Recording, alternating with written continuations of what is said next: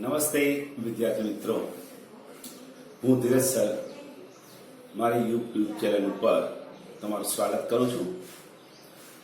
આજે આપણે ધોરણ 11 ની અંદર પ્રકરણ 5 બોધાત્મક પ્રક્રિયાઓ એની અંદર છેલ્લો પ્રશ્ન જે છે આપણે એની ચર્ચા કરશું અને આજે 5મા પ્રકરણની પૂર્ણાહુતિ કરશું. આપણે છેલ્લે જોયું સર્જનાત્મકતાના તબક્કાઓ, સ્ટેપ. હવે આ છેલ્લા પ્રશ્નની અંદર સર્જનાત્મકતા એટલે કે સર્જકતા કેવી રીતે વધારી શકાય, એટલે કે ક્રિએટિવિટી થિંકિંગ જે માણસ કરે છે, વિચારો કરે છે, તો એ વિચારોની અંદર વધારો કેવી રીતે કરી શકાય, કેવા કેવા આપણે ઉપાયો છે કે સૂચનો છે એને ધ્યાનમાં રાખીએ તો આપણી ક્રિએટિવિટી જે છે એમાં વધારો થાય, સર્જનાત્મક શક્તિમાં વધારો થાય. તો આજે આપણે આવા સૂચનોની ચર્ચા કરશું અને ક્રિએટિવિટી થિંકિંગ કેવી રીતે વધારી શકાય એના અમુક ઉપાયો જે કીધા છે આપણે એની ચર્ચા કરશું. તો હવે આપણે એની વાત કરીએ, સર્જકતા વધારવાના સૂચનો. તો પહેલું સૂચન એ છે કે એલર્ટનેસ, સાદી ભાષામાં કહું તો એ છે જાગૃતતા, ધ્યાન આપવું. સાદી ભાષામાં તમારી આજુબાજુ જે કઈ ઘટનાઓ બને છે એ ઘટનાઓ પ્રત્યે તમે એકદમ સેન્સિટિવ રહો, સંવેદનશીલ રહો. એટલે કે આજુબાજુના જે દ્રશ્યો છે, અવાજો છે, પછી રચનાઓ છે, લાગણીઓ પ્રત્યે કહેવાય ને ધ્યાન આપવું. સૌથી મહત્વની વસ્તુ કોઈ હોય તો ધ્યાન આપવું અનિવાર્ય છે. જો તમે ધ્યાન ન આપો તો એ ઘટના કે વસ્તુ કે રચના પ્રત્યે તમે ધ્યાન, આગળ આપણે જોઈ ગયા છે, ધ્યાન એક એવી પ્રક્રિયા છે કે જે આપણે કોઈ એક ઉદ્દીપક ઉપર આપણા માનસિક કેન્દ્રીકરણ કરીએ છીએ. તો આપણે કોઈ એક જે આપણા અનુભવો, આપણો રસ, આપણી રુચિ એવા ઉદ્દીપક ઉપર તમે ધ્યાન આપો તો તમારામાં એના વિશે નવા નવા વિચારો આવે. એટલે કે ખાસ કરીને અવાજો, રચનાઓ અને લાગણીઓ પ્રત્યે ધ્યાન આપવામાં આવે અને પ્રતિક્રિયા કરવામાં સક્ષમ માટે, પ્રતિક્રિયા માટે આપણે વધારે સક્ષમ માટે વધુ સજાગ અને સંવેદનશીલ બનવું પડે. કે તમારે એકદમ સેન્સિટિવ, નાનામાં નાની બાબત ઉપર તમે ધ્યાન આપો તો એના વિશેના નવા નવા તમારા વિચારો મગજની અંદર સ્ફોરશે. બીજી વાત કરીએ આપણે, એ છે બીજું સૂચન કે સમસ્યાઓ, ચૂકાઈ ગયેલી માહિતીઓ, ખામીઓ, અર્થપૂર્ણતા વગેરે ધ્યાનમાં લો. એટલે કે પરિસ્થિતિમાં રહેલા વિરોધાભાસ તથા અપૂર્ણતાને જોવાનો પ્રયત્ન કરો. આ માટે વિસ્તૃત અભ્યાસ, વિવિધ પ્રકારની માહિતીઓ, ટેવ વિકસાવો તથા પ્રશ્ન પૂછવાની અને વસ્તુમાં કહેવાય ને, ખાસ કરીને જે વસ્તુમાં રહેલા જે રહસ્યો છે એના પર કહેવાય ને મનન કરવાની કળા વિકસાવો. ઘણી વખત શું થાય છે કે આપણે કોઈ વિચાર કરતા હોય, થિંકિંગ કરતા હોય ત્યારે એ સમસ્યા વિશે આપણે અમુક કંઈક ચૂકી ગયા હોય, માહિતી વિશે અમુક કંઈક ચૂકી ગયા હોય, અથવા તો ખામી વિશે કંઈક ચૂકી ગયા, એના પર પુનઃ વિચાર કરો. કારણ કે પુનઃ વિચાર કરવાથી કંઈક ચૂકી ગયા છે ને એ વળી પાછું પ્રાપ્ત થશે, અને એ પ્રાપ્ત થશે એટલે આપણા વિચારમાં જે ખામી જે છે કે જે ઉણપ છે એ પૂરી થઈ જશે. ટૂંકમાં મનન કરવું જરૂરી છે. મનન એટલે એને વિચારો મગજની અંદર અલગ અલગ એંગલથી એને જોવાનો પ્રયત્ન કરો.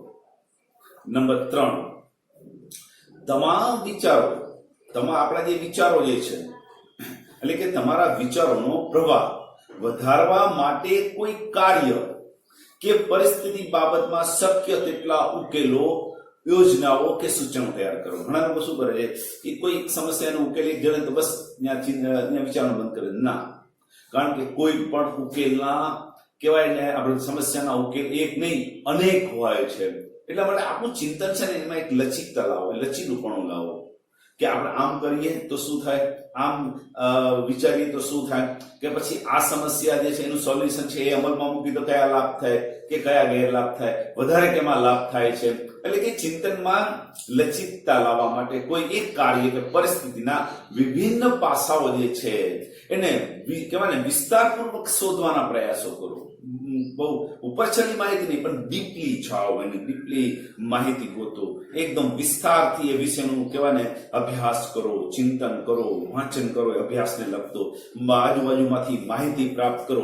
જેટલી માહિતી તમારી પાસે વધુ હશે એટલું તમારામાં સર્જનાત્મક વિચારો જે છે એની શક્યતાઓ વધી જશે. એટલે કે નંબર 4 ની વાત કરીએ કે મુક્ત પરિસ્થિતિઓમાં વિચાર પ્રવાહ અને લચકતા ને વધારવા માટે ઓબર્સન કહેવાય ને ઓબર્સનની વિચાર સર્જન જે ટેકનિક છે એનો ઉપયોગ કરવો જોઈએ.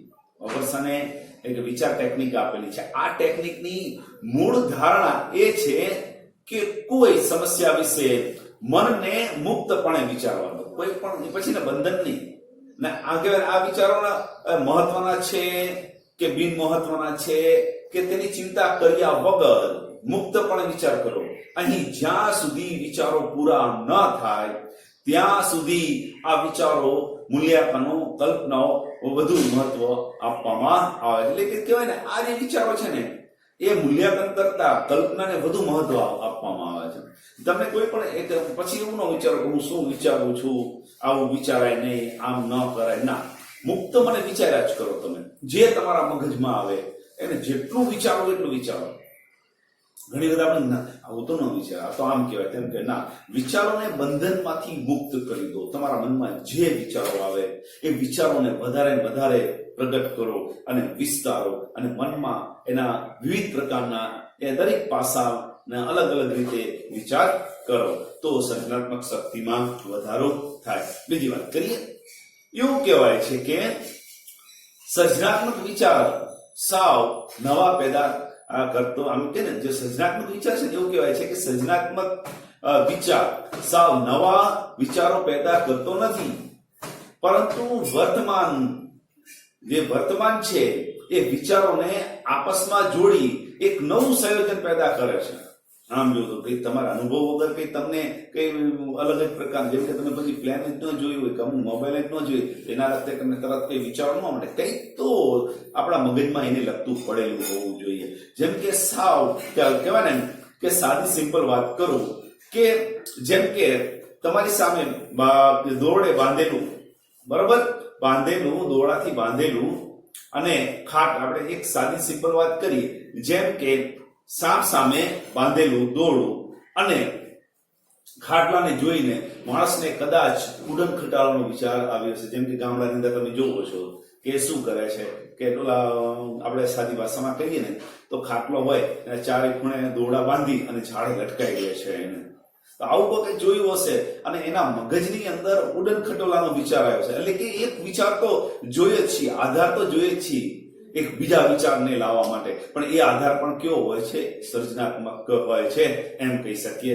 બીજી વાત કરીએ કે ખાસ કરીને આપણા જે શોખ જે છે અને રુચિઓ જે છે એ પ્રમાણે એવા કાર્યોમાં જોડવા કે જેથી મૌલિક વિચારણાની જરૂરિયાત ઉત્પન્ન થાય અને આપણે એ વિચારો કરીએ. જેમ કે આપણો શોખ હોય ને એ પ્રમાણે આપણી રુચિ હોય ને એવા કાર્યોમાં જોડાવવું અને એમાં નવું કંઈક કરવાનો પ્રયત્ન કરવો.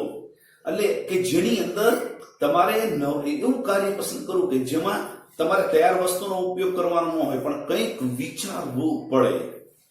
ઘણા બધા કાર્યો એવા છે કે એમાં ઓન ધ સ્પોટ તૈયાર સામગ્રી હોય, સીધી ઉઠાઈ લેવાની હોય છે, પણ તમે કામ જ એવા વિચારો કે જેની અંદર તમારે કહેવાય ને જૂની માહિતી કામમાં આવે ને તમારે કંઈક નવું જાતે કરવું પડે. દાખલા તરીકે જેમ કે જૂની અને નકામી ચીજ વસ્તુઓ છે એમાંથી શ્રેષ્ઠ વસ્તુઓ બનાવો, વેસ્ટમાંથી બેસ્ટ, સાદા શબ્દમાં કહું તો, બરોબર. તો આવા કાર્ય કરો તો તમારામાં કંઈક નવા વિચારો પ્રગટ થશે. એટલે કે 7મી બાબત કહીએ કે કોઈ સમસ્યાના ઉકેલો વિચારો અને તેમાંથી કહેવાય ને કોઈ સમસ્યાના અનેક ઉકેલો વિચારો. કોઈ મેં હમણાં આગળ પણ વાત કરી કે કોઈ પણ સમસ્યા છે ને એક ઉકેલ હોતો નથી, એના અનેક ઉકેલો હોય છે. એમાંથી કેટલા વિચારો, એમાંથી કોઈ શ્રેષ્ઠ હોય ને એને પસંદ કરો. એવું નહીં કે એક ઉકેલ જડી ગયો ચાલો હવે વિચારનું બંધ કરી દઈએ. ના, એ વિચારી કે આનાથી પણ આગળ વિચારીએ, આનાથી પણ કંઈક સારું મળી જાય એમ, બરોબર. 7મી વાત કરું વાત કરી આપણે હવે 8મી કરીએ કે તમે જે શ્રેષ્ઠ ઉકેલ સમજતા હોય તો તે ઉકેલ માટે એવી અન્ય વ્યક્તિ પાસેથી પ્રતિભા મેળવો કે જે આવી સમસ્યા સાથે વ્યક્તિગત રીતે જોડાયેલા હોય. આપણે જે સમસ્યા, આપણે જેવો પ્રોબ્લેમ છે એવો ઘણા વ્યક્તિઓનો હોઈ શકે, તો એનો સંપર્ક સાધો તમે અને એ ટાઈપના કાર્ય કરતા અને એ કઈ રીતે વિચારે છે, આ સાદી ભાષામાં કહું તો કે આ પ્રોબ્લેમ વિશે એ કઈ રીતે વિચારે છે, એ એના કેવા સૂચનો કે રસ્તાઓ શોધે છે, તો એની બંને એ પણ ભેગું કરીને તમે શું વિચારો છો એ એનું કમ્પેરિઝન કરો અને કંઈક એનાથી પણ ત્રીજા જ પ્રકારનું કંઈક નવું સર્જન કરો એવું વિચારો. બીજી વાત કરીએ 9મી કે સમસ્યા અંગે એવું વિચારવાનો પ્રયત્ન કરો કે અન્ય વ્યક્તિ આ સમસ્યા ઉકેલવા માટે કેવા વિચાર કરતો હશે. આપણે વાત કરી કે અન્ય વ્યક્તિને મળો પછી એ પણ કેવા વિચાર કરે છે અને તમારા વિચારો વચ્ચે શું સામ્યતા છે કે ભેદ છે એના વિશે ચર્ચા કરો, જેથી કરીને બીજો જ કંઈક નવો વિચાર તમારા મગજમાં પ્રગટ થશે. નંબર 10, તમારા વિચારોને કહેવાય ને સેવનની અવસ્થા આપણે જોઈ ગયા, તૈયારી સેવન, આપણે તબક્કા સર્જનાત્મકતાના, તો સેવનની અવસ્થામાંથી પસાર થવાની તક આપો. કારણ કે ઘણી વખત એવું શું થાય છે કે આપણા અનકોન્શિયસ માઇન્ડમાં ભલે આપણે એકદમ વિચારવાનું છોડી દીધું પણ આપણું અનકોન્શિયસ માઇન્ડ તો સતત એ બાબત ઉપર થિંકિંગ કર્યા જ કરે, ભલે તમે ધ્યાન આપો કે ન આપો પણ અનકોન્શિયસ માઇન્ડ એ માહિતી પકડી રાખી, તો એમાંથી પસાર કરવાની તક આપો. આ અવસ્થામાં તમારું અજાગ્રત મન છે એટલે કે અનકોન્શિયસ માઇન્ડ છે, મનમાં પણ સમસ્યા ઉકેલ વિશેના વિચારતું રહે અને ક્યારેક અચાનક જ આપણને કંઈક નવો વિચાર મળી જાય. એ ક્યારે કે જ્યારે આપણે સમસ્યાને અનકોન્શિયસ માઇન્ડમાં ડેવલપ કરી હોય એટલે કે અંદર એને ટ્રાન્સફર કરી હોય ત્યારે, એટલે કે એનું રૂપાંતર કર્યું હોય ત્યારે. એટલા માટે કે ક્યારેક આપણને એ જો સેવનનો તબક્કો ચાલતો હશે તો ક્યારેક આપણને નવો જ કંઈક રસ્તો આપણે પ્રાપ્ત થઈ જશે કે ઉકેલ મળશે. હવે 11મી વાત કરું કે ઘણી વાર વિચારો એ કહીને વૃક્ષની ડાળીઓની જેમ ઝુમખામાં ગોઠવાયેલા હોય છે. આથી તમારા વિચારો કે ઉકેલોનું એક ચિત્ર બનાવો અને જેથી તમે દરેક સંભવિત ડાળીએ કે શાખામાંથી પસાર થઈ સમસ્યાનો ઉકેલ સુધી પહોંચી શકો. આપણા વિચારો કેવો છે, ઝુમખું છે. ઝુમખું ને કંઈક આમ ઝુમખું એમાંથી ગોતવું અઘરું પડી જાય, પણ એ ઝુમખાને તમે અલગ અલગ ડાળીઓની માફક થોડું છૂટું પાડી દો અને પછી પ્રત્યેક ડાળીએ વિચાર કરો. એટલે કે એક સમસ્યા છે, થર્ડ રૂપી સમસ્યા, એને આ કેટલાય વિકલ્પો છે, તો પ્રત્યેક ડાળી રૂપી વિકલ્પ તરફ એક જાઓ અને આમ કરવાથી તમને કેટલાય નવા વિચારો પ્રાપ્ત. દરેક ડાળીએ અલગ વિચાર કરો, દરેક એટલે કે એક જ સમસ્યાના અલગ અલગ એંગલથી તમે એને શોધવાના અલગ અલગ વિચાર કરો. ટૂંકમાં એમ કહેવાય કે ઘણી વખત આપણે શોર્ટ ટાઈમ લાભ થતો હોય ને એટલે તરત આપણે વિચારવાનું બંધ કરીએ. એટલે કે હવે વાત કરીએ 12મા પોઈન્ટની, તો કે તત્કાલીન મળતા પુરસ્કાર કે મૂલ્યાંકન, આપણને સાદી ભાષામાં કહીએ કે જે તત્કાલિક આપણને પુરસ્કાર મળે છે કે સફળતાના લાભથી બચો. કારણ ઘણી વખત શું થાય છે કે આપણને શોર્ટ ટાઈમમાં સફળતા મળી જાય તો આપણે પછી આગળ કંઈક કરવાનું બંધ કર્યું. ના, એ શોર્ટ ટાઈમની આપણે સફળતા નથી જોતી, એવું કઈ કહેવાય ને લાભ નથી જોતો. ઘણી વખત એનાથી ઉલટું થાય કે હતાશા અને આપણે કહેવાય ને નિષ્ફળતાઓને મુકાબલો કરો. ઘણી વાર ઉલટું થાય કે હતાશ થઈ જાય કે આપણે નિષ્ફળ થઈએ તો બધું કરવાનું બંધ કરી દે. ના, અમુકનું વધારે જુસ્સા સાથે સ્વમૂલ્યાંકન કરી પોતાની જાતનું સ્વમૂલ્યાંકન કરી અને પ્રોત્સાહન પોતાની જાતને આપવું. જેમ કે આપણે લેમ્પની શોધ જે આપણે વૈજ્ઞાનિકે કરી છે, કેટલા વખત પ્રયત્ન કર્યા હતા એને એ લેમ્પ બનાવવામાં, છતાં નિરાશ થયા વગર સતત કંઈક નવું અંદર ઉમેરી અને ફરી કરતા નવું, અને એક સમય એવો આવ્યો કે એને સારી ક્વોલિટીનો કે કેટલાય દિવસ સુધી ચાલે એવો લેમ્પની રચના કરી. તો કહેવાનો મતલબ એ છે કે હતાશ કે નિષ્ફળતાથી હતોત્સાહ થઈને બેસી નથી જવાનું, પણ સતત નવું નવું વિચારતું રહેવાનું છે. 12મી વાત કરીએ કારણો અને અસરો વિશે માહિતી, એટલે કે કારણો અને અસરો વિશે માનસિક રીતે વિચારો અથવા કલ્પના કરો. જે બાબત ક્યારે નથી બની તેના વિશે વિચારો. દાખલા તરીકે જો સમય, આપણે સાદી સિમ્પલ વાત કરી કે જો સમય જે છે એ આગળ વધવાની બદલે પાછળ વધે તો ગતિ કરે તો શું થાય? જો શૂન્ય ન હોય તો શું થાય? આવા વિચારો કરો. ભલે લોકો આપણને પાગલ કહે, ઘણી બધા આવા વિચારો કરીને એમ કે શું પાગલ જેવી વાતો કરે છે. કારણ કે જે બીજા ન વિચારતા ને એવું આપણે વિચારો. જેમ કે જે આ ચંદ્ર સૂર્ય જે છે એ ગ્રહો પોતાની ગતિ બદલી નાખે અને સ્થાન બદલી નાખે તો શું થાય? એટલે આ બધા એવા વિચારો છે કે કોઈ નહીં વિચાર છે, તો આ વિચારો તો કંઈક તમને નવું અંદર પ્રાપ્ત થશે. તો આપણે 14 નંબરના પોઈન્ટની વાત કરીએ મુદ્દાની, કે સમસ્યાને લગતી કહેવાય ને, સમસ્યાને લગતી તમારી બચાવ પ્રવૃત્તિઓ પ્રત્યે સાવચેત રહો. એટલે બચાવ પ્રવૃત્તિ ન કરો કોઈ વસ્તુની, કારણ કે બચાવ પ્રવૃત્તિ તમને સર્જનાત્મક વિચારો કરતા અટકાવશે. સાદી ભાષામાં કહીએ તો એટલા માટે બચાવ પ્રવૃત્તિ ન કરો, પણ ખુલ્લા મને અલગ અલગ વિચાર કરો, સાવચેત રહો. જ્યારે સમસ્યાથી ભય કે સંકટનો અનુભવ કરીએ છીએ તો સર્જનાત્મક વિચારો વિશે વિચારવાની આપણી સંભાવના ઘટી જાય છે. એટલે ડરો નહીં. કોઈ પ્રોબ્લેમ હોય કે કોઈ સમસ્યા હોય, કોઈ કામ અઘરું હોય તો ડરવું નહીં. કારણ કે ડરથી શું થાય છે, તમારી ક્રિએટિવિટી જે છે, આપણું માનસ જે છે એ મનોભાનને કારણે સર્જનાત્મક વિચાર કરતું બંધ થઈ જાય છે. એટલા માટે મનને ફ્રેશ રાખો, માનસિક રીતે તંદુરસ્ત રહો. અને છેલ્લે આપણે આત્મવિશ્વાસ રાખો અને વિધાયક રીતે વિચારો કે તમારી સર્જનાત્મકતાને નબળી ન સમજો.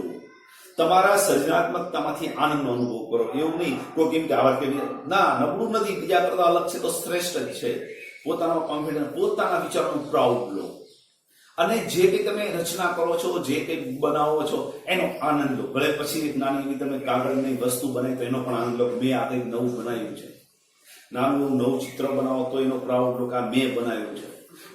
નવી જ કાવ્યની બે સારી પંક્તિ લખો તો પણ વિચારો કે આ મેં બનાવી છે, કે નવી જ છે, એનો આનંદ લો. સ્વ આનંદથી સર્જનાત્મક વિચાર કરવાના રસ્તાઓ ઘણા બધા ખુલી જાય છે. તો વિદ્યાર્થી મિત્રો, આપણે આજે સર્જનાત્મકતાના વિચારો અથવા તો સર્જનાત્મકતા વધારવા માટેના સૂચનો કે ઉપાયોની આપણે ચર્ચા કરી. અહીં આપણે 5મા પ્રકરણની પૂર્ણાહુતિ કરીએ છીએ. જે મિત્રોને 1 થી 5 પ્રકરણની અંદર કોઈ સમજણ ન પડી હોય કે કોઈ તકલીફ હોય તો એ મારા કોમેન્ટ બોક્સની અંદર તમે મને પ્રશ્ન પૂછી શકો છો. ને જે મારી સ્કૂલના વિદ્યાર્થી છે એ તો મને પ્રત્યક્ષ ફોન કરી અને વોટ્સએપ પર મારો સંપર્ક સાધી શકે છે. તો દરેક વિદ્યાર્થીનો આભાર. આજે 5 પ્રકરણ સુધી તમે સાથ સહકાર આપ્યો છે અને તમે મારી ચેનલને ફોલો કરો છો. જે નવા મિત્રો છે અને જૂના છે એ બીજાને પણ મારા જે વિડીયો છે એની લિંક છે એને વધારે શેર કરે.